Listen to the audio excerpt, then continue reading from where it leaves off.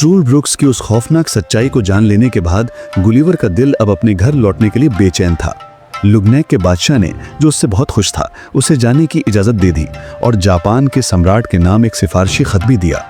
साथ ही उसने गुलिवर को सोने के 444 बड़े सिक्के और एक लाल हीरा तोहफे में दिया।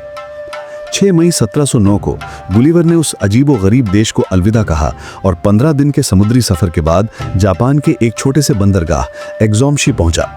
वहां लुग्नैक के बादशाह के खत ने जादू का काम किया।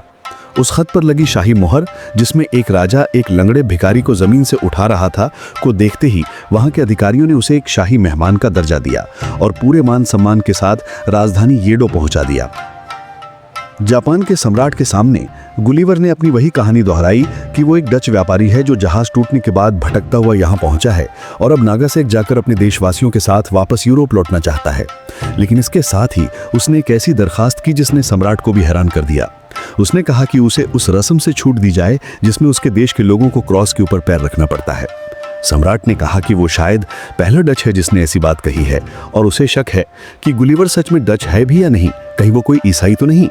लेकिन लुग्नैक के बादशाह की सिफारिश का मान रखते हुए सम्राट ने उसकी अनोखी दरखास्त मान ली, पर साथ ही ये चेतावनी भी दी कि ये बात राज रहेगी, वरना अगर उसके अपने देश के डच लोगों को इसका पता चला तो वो सफर में उसका गला काट देंगे।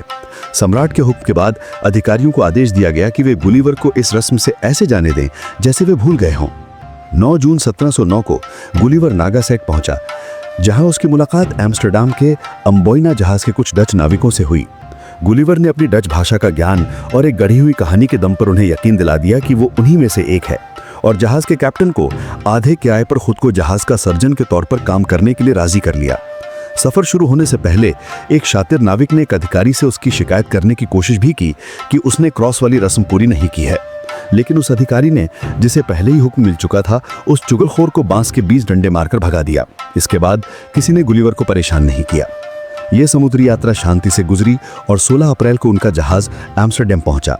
वहां से एक छोटा जहाज लेकर आखिरकार 10 अप्रैल 1710 को गुलिवर ने द डाउन्स में कदम रखा और फिर 5 साल और 6 महीने की एक लंबी और अक्ल को चकरा देने वाली यात्रा के बाद उसने एक बार फिर अपने वतन की मिट्टी को चूमा और रेडरिफ में अपने घर पहुंचा, जहां उसका परिवार सही सलामत उसका इंतजार कर रहा था। इसी के साथ उसकी यात्रा का तीसरा तूफानी हिस्सा खत्म हुआ। अगर आपको वीडियो पसंद आया हो तो लाइक करें, दोस्तों के साथ शेयर करें और चैनल को सब्सक्राइब करना ना भूलें। मिलते हैं अगले वीडियो में। Stay safe.